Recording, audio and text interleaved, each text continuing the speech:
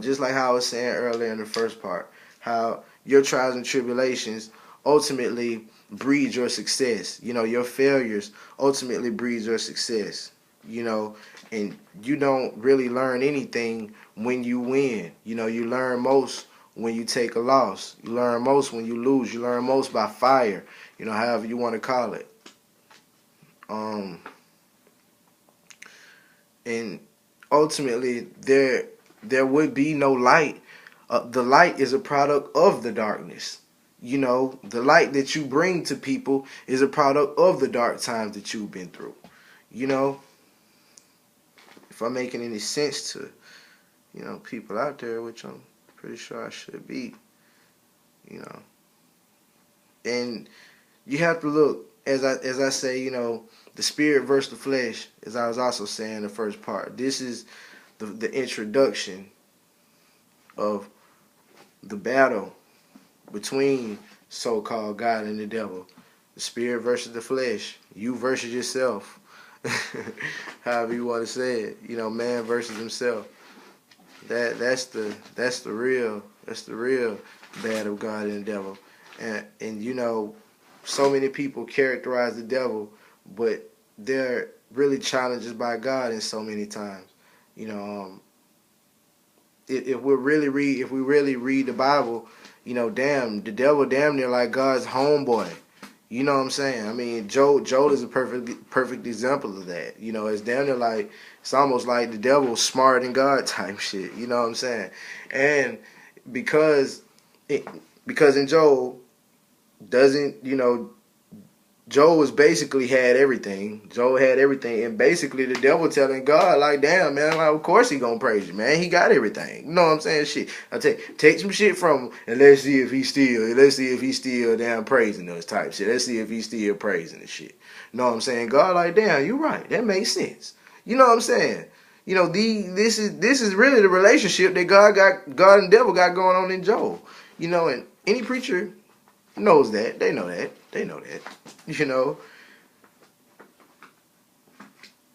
And truly, without Jesus Christ in the Bible, it's a damn bloodbath. The Bible is a bloodbath that mostly God is responsible for. In the Bible, without Jesus Christ, and even with Jesus Christ, the Bible is a bloodbath that God is mostly responsible for. You know what I'm saying? I mean, hell, if it wasn't for Jesus Christ, God would be a bad guy. It's like, why is God such a mean guy until his son dies for the world, until his son shows him better? You know what I'm saying? It's almost like Jesus is bigger than God type shit. You know what I'm saying? Yeah. That's what you got going on in the Bible. I mean, it's a war book. It's a war book. You wouldn't have in there, gather to, get the shield of faith and, the breastplate of righteousness, all this stuff, all this.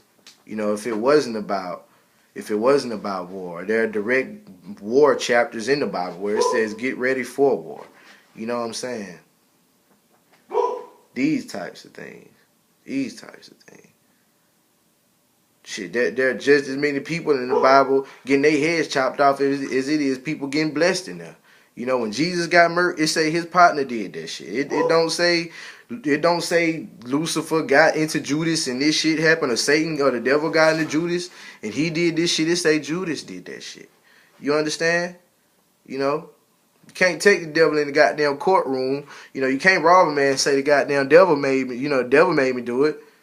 Damn sure can't rob me and say the devil made you do it. Oh yeah? Better call your homeboy, nigga. See how much of a homeboy you got. Nigga ain't much of a homeboy, is he? Finna blow your fuck. I'm gonna kill that nigga too. I'm tripping, man. Y'all know me, man. But that's just real shit. That's just real shit. And that's why I say the devil is in extreme ignorance with finesse and power, and that's what everything I'm saying is ultimately what the American government is. Not necessarily people, but the American government and the system as a well-functioned, well-oiled, advanced machine. You know what I'm saying? basically. And I'm gonna prove to you once again. We're gonna open back up this Bible, like I say, man. You know, you can open any of your Bibles with me. Turn to Revelations 18. Turn to Revelations 18, and let's go.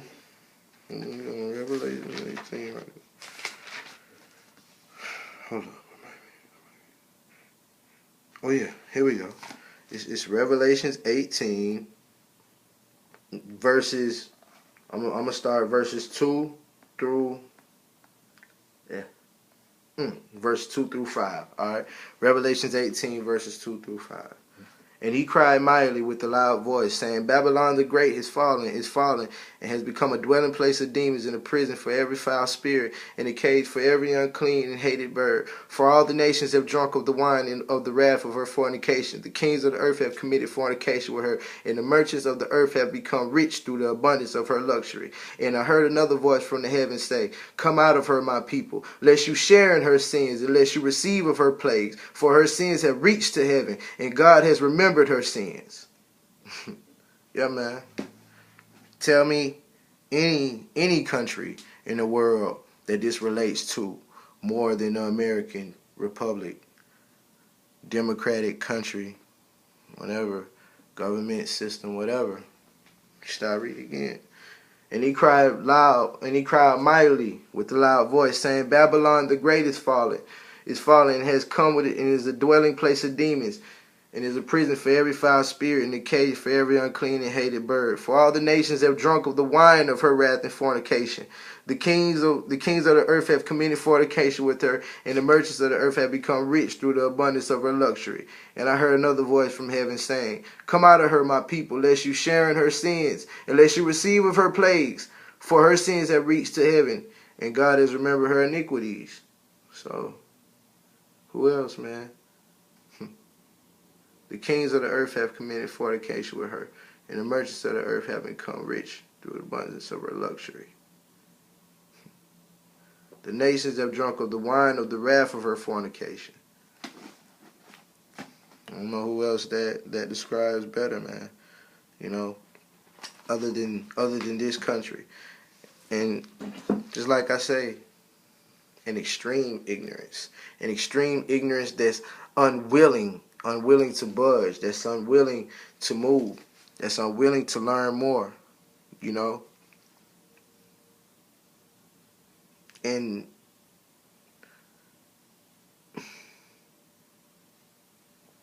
the key here is one has to know, just like I was saying, it's not so bad. It's not so bad to be ignorant. But understanding that ignorance, knowing what we don't know. Because ignorance, remember, just means what we don't know.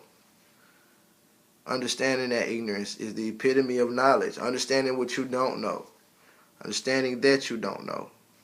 You know.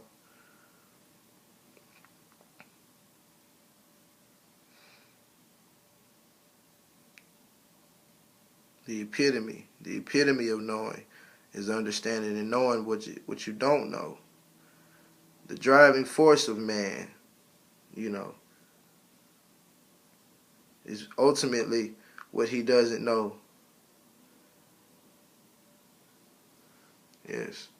And unconsciously, knowing considers what it doesn't know mostly. Unconsciously, you know. So, there you have it, man. Just definitely wanted to beat on those drums right quick before I turned off on you. You know, let you know who is the devil. You is the devil. Ain't no man with no red pantyhose and a pitchfork running around doing shit. That's you. You did that shit. You know what I'm saying? Judas did that shit. You know? Yeah. And ultimately, we are the devil. You know, white people feel like we are the devil. We are the devil to white people. You know what I'm saying? That's ultimately what it is. You know. We are a devil to them because we are people that they never understood. They never fully understood. They never could understand. And see, and that's what happens when you don't understand something. You know, just like the saying, people fear what they don't understand. At the beginning, when they seen us, they did not understand us, and it was scary, and it was scary to them. You know, just like the Indians, they didn't understand what they were saying, and the Indians were praising and chanting, trying to get their energy, and the white man killed him because he didn't understand, simply because he didn't understand, you know. That's ultimately people fear what they don't understand, and that's where that saying came from, you know. Yeah. So there you have it, man. Who is the devil? You are the devil. You know. And when people fear your power, they must make you a spook, and make you fearful and scared of everything. Scared of words, just scared of words.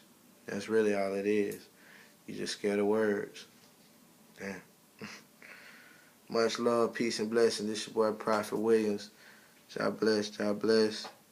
Y'all be safe, man. Holla at your boy. Chill.